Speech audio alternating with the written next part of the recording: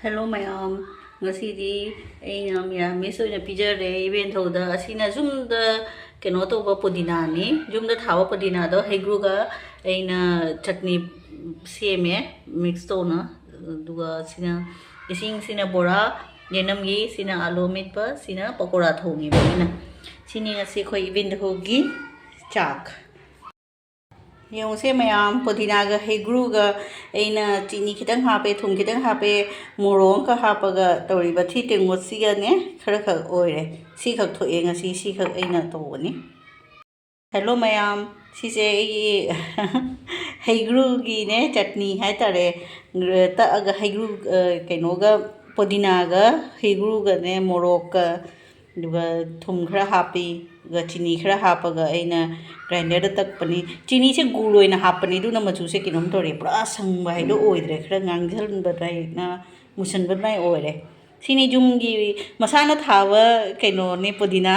ar chara di lanka de porokhi bani aina podina se thawda ore sigadra khaluru ba hinge hoji ai hek na jare sina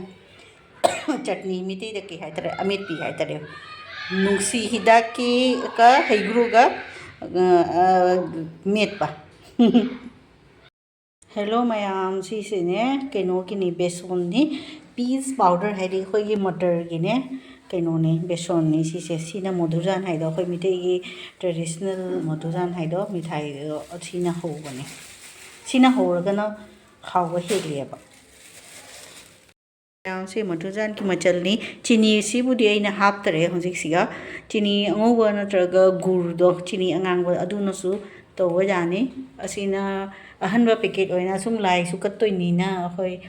kismis ne kaju ne almond ne changdoi se ghee leire se baking powder natraga se soda ama na use to jai sine ilaichi asina si besan si ni to doi se tao bo do keno bes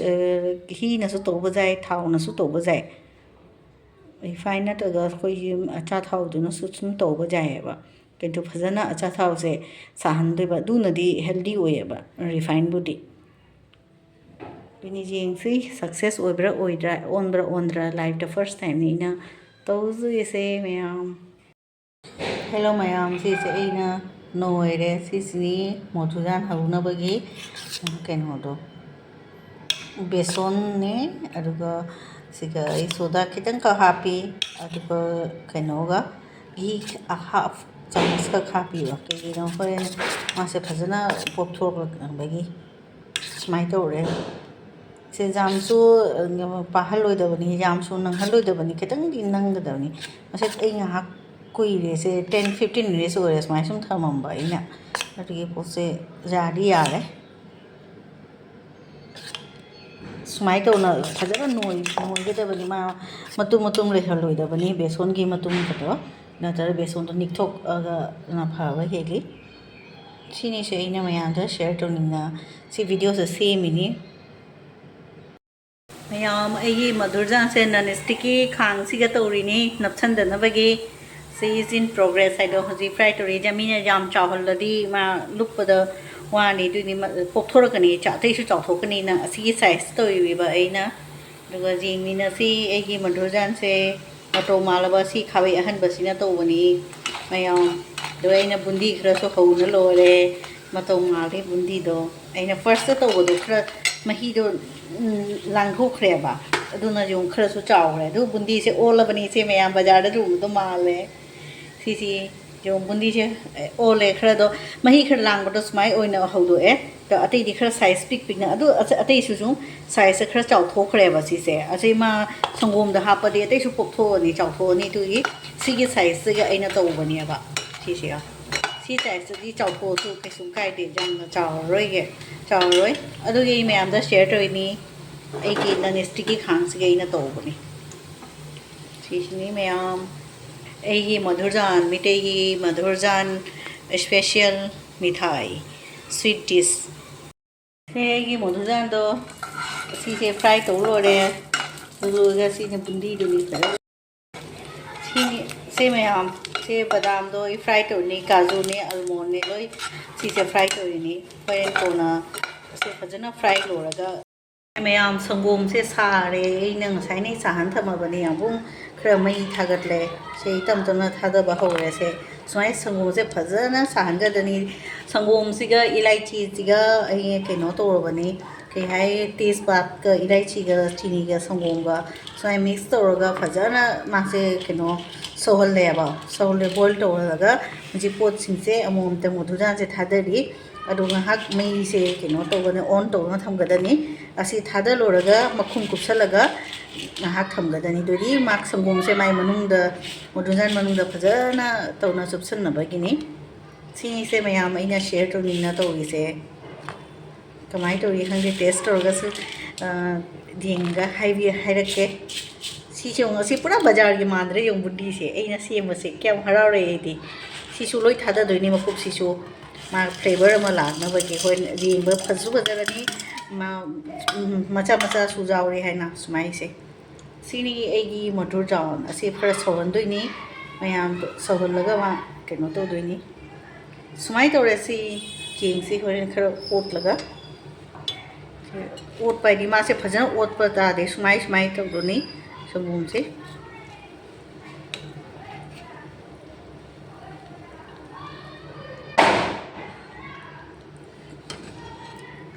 सिनी से ma'am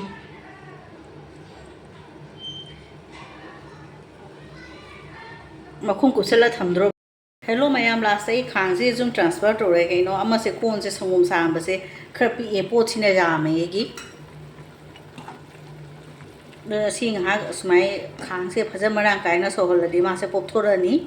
तो लोगा जी बादाम से खर कासन खरे है ए नंगोबदो सेंगा मखुम कुपसला थमनी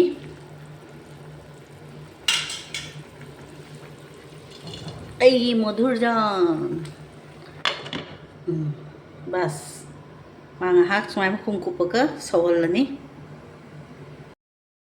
hello ma'am happy Diwali काली पूजा का दिवाली गनी ऐसे पुन्ने कहीं तौरे विश तौरे मैम दा सी yung से की मधुरजान दो से फयाम फजना से ओ तौरिएबा कईएबा सिसे सॉफ्ट तौरे सिसे संगोम दा तौना तौदा टेस्ट हाउरी से मैम दा जिंहनबीबा माकी कनो से फजना तोयेबा तोय हदी सुमाय ककपदा जाय मकन दी लेट्रे अचौबगा मचागा नी तौरी से सीमा अचौब साइज ओइखरे अदुलगा कोना इना मचा साइज से तौबनी सिगसु सेम सी अचौबगा सॉरी अचौबगा सीमा सीगी साइज सिगा तौबनी अचौबगा खरा मचागा सिनी अखोगी ngasiगी एगी हैप्पी दिवाली सेमी द पीदोइनी सिसे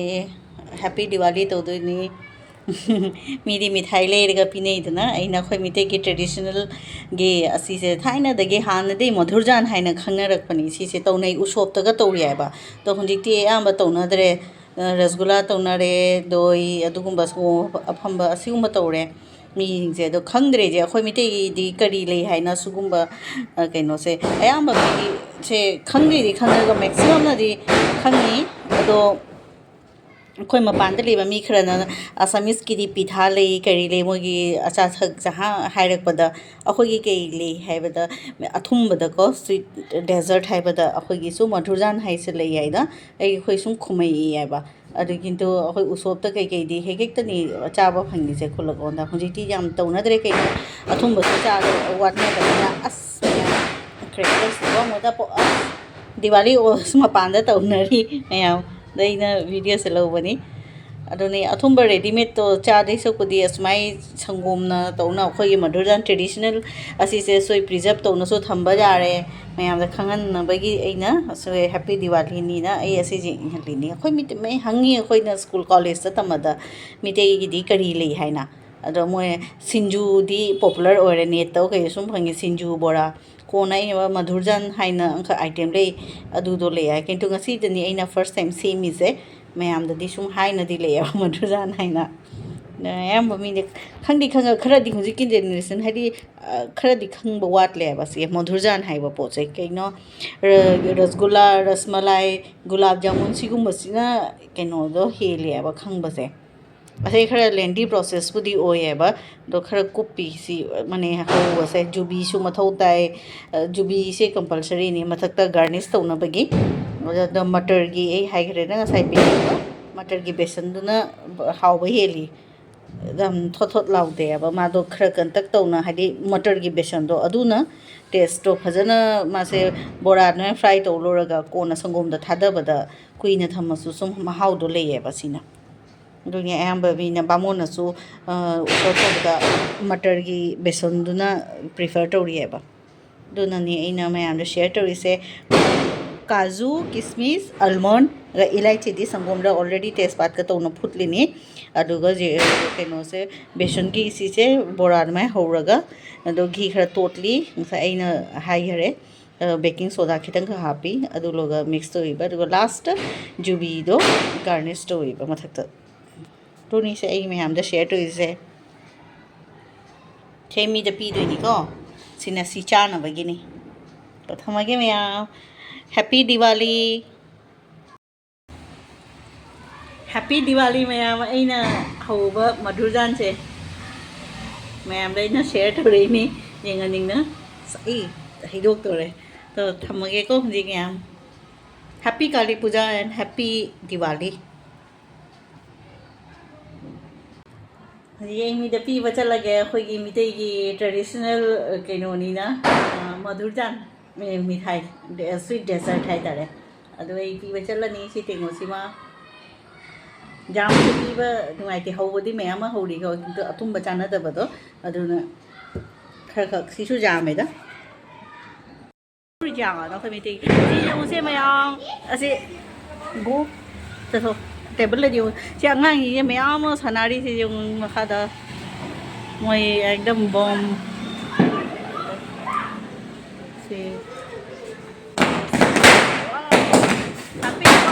वासी डेकोरेशन से फरे कुछ कम उड़ी ने सी जाम फजन तौरी से उसे मैम डेकोरेशन से वाओ फजे मई पे ना से कोई नहीं रहा पान चनिंगी रहा मना मेले चनिंगे मजा फटा फटाका अजवन बिल्डिंग असी मथक जमी रे हुआ सोंदे से जाम फजरे आदि सी से अच्छा नंगी ममा लेबा नंगी मया दुदी के नारा चखरे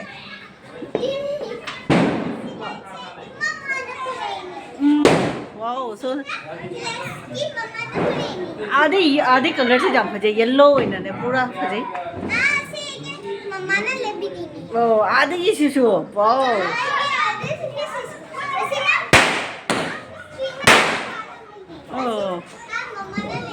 ओ असी प्लेट से ओ माय गॉड सी जाम फजरे ओ माने दिया दिया सु थारी खर गेट से साइड साइड से दिया हो माने खर खर नी ताओ कनो से थांगमई से ओ माय गॉड ए मधुरजान चारुनी बाय बाय सीना खोगी सी लाइक से रोज याम फजद्रेदा सुम खरा तौरिसिनी सी से थोंजिन द तौरे थोंजिन द सोंदे yi changwe si thongjin da tawre ati light ban tawga du siga tawre siga light thale sina oh my god ei ki je moi bom ka lang jala kani ma lang na tawre atom bom da du na ki je sonde sina koi ma kha view gate to leire se dia thale sonda sini da oh my god se sum jing wadi nuai phajare happy Diwali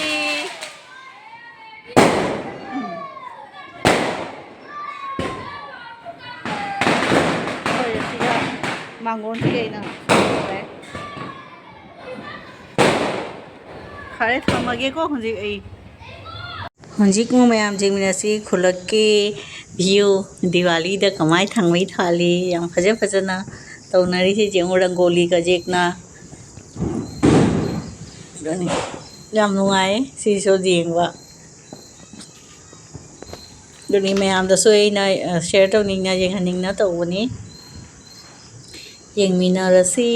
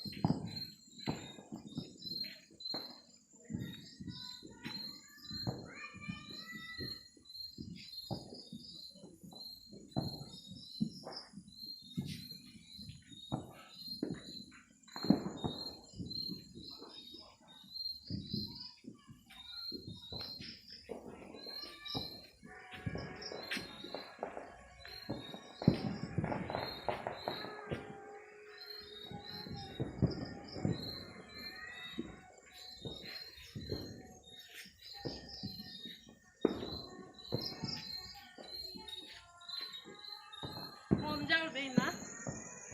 Ngom jauh riba.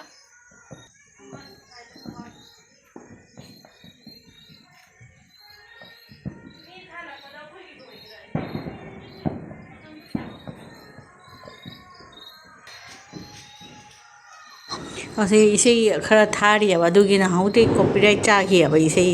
ꯑꯗꯨꯒꯤ ꯑꯩꯅ ꯁꯦ voice record ꯇꯧꯔꯤꯅꯤ ꯁꯦ ꯐꯖꯕꯗꯤ ꯌꯥꯝ ꯐꯖꯔꯦꯕ ꯁꯤꯁꯦ ꯌꯦꯡꯉꯨꯁꯦ ꯀꯌꯥꯝ ꯐꯖꯅ great ꯑꯥꯏꯗꯤꯌꯥꯁꯦ ꯌꯥꯝ ꯐꯖꯩ ꯗꯦꯀꯣꯔꯦꯁꯟꯁꯨ ꯐꯖꯔꯦ ꯑꯗꯨꯅ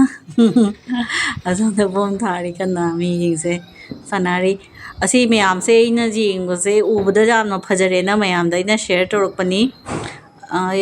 ꯑꯁꯤ ꯌꯦꯡꯉꯨꯁꯦ ꯗꯦꯀꯣꯔꯦꯁꯟꯁꯦ ꯀꯌꯥꯝ ꯐꯖꯩ आइडिया कसे जो जाम फजई कलरिंग कलरफुल हाइडो ओरे सिगा जाम फजरे अदोनी सुम जेंगे वीडियो से जेंगे ले ओय शेयर तौरगे हाइना मयाम दाइना शेयर तौरपनी अखो संद खुलक कसु स्माइना फजना डेकोरेशन तौनै हाइना से थोंगान दसु तौबनी स्माइ खोई लफु पांबी दा साइड साइड दा वा केनो तौ